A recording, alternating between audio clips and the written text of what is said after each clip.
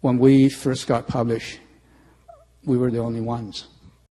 You're left a choice. You can either shut the door, close it, and just make a career for yourself, or you do something about it.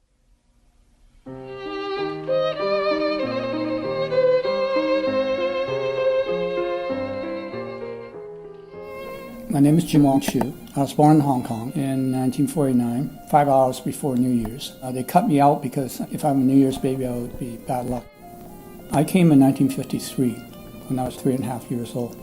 My aunt was bringing out a child, and this child unfortunately died in transit. They looked at the situation and said, well, you know, these Europeans, they don't know the difference. So I became her son. My aunt brought me over as a paper son. I took the train all the way up to the border, and I crossed the border and entered Vancouver.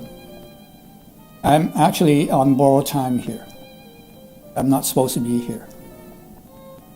Everything that I've done started from nothing.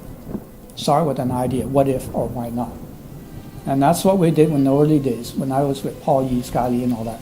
We're down in Chinatown, and we're just bellyaching. Oh, you know, the world's like this and so on. And then you start asking, what if we change things like this? What if things happen differently?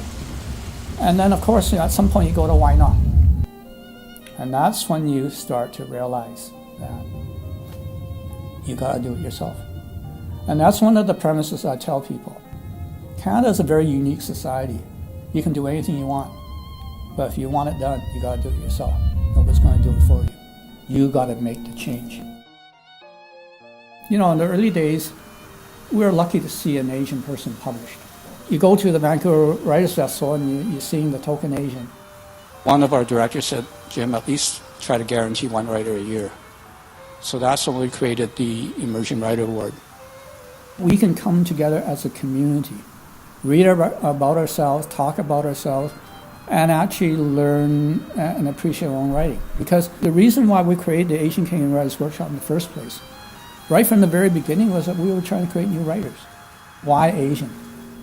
You know, because one thing about it is that from the old world to the new world, there's so much rivalry, so much hatred, so much stuff that's going on, baggage, that somehow, if we're going to even get to develop this whole idea of multiculturalism and transform the society and ourselves in it, first of all, we have to like ourselves.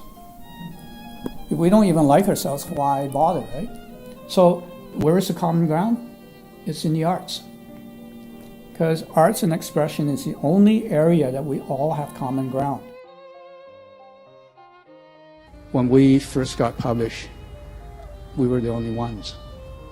You're left a choice. You can either shut the door, close it, and just make a career for yourself, or you do something about it. So many of us decided we wanted to change that.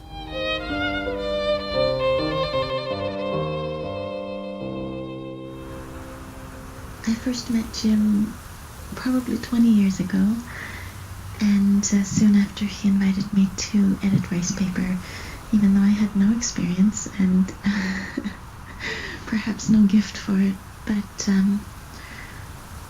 it was a way for him to get me to challenge myself and to believe in myself and to expand my ways of thinking about writing and to be part of a community.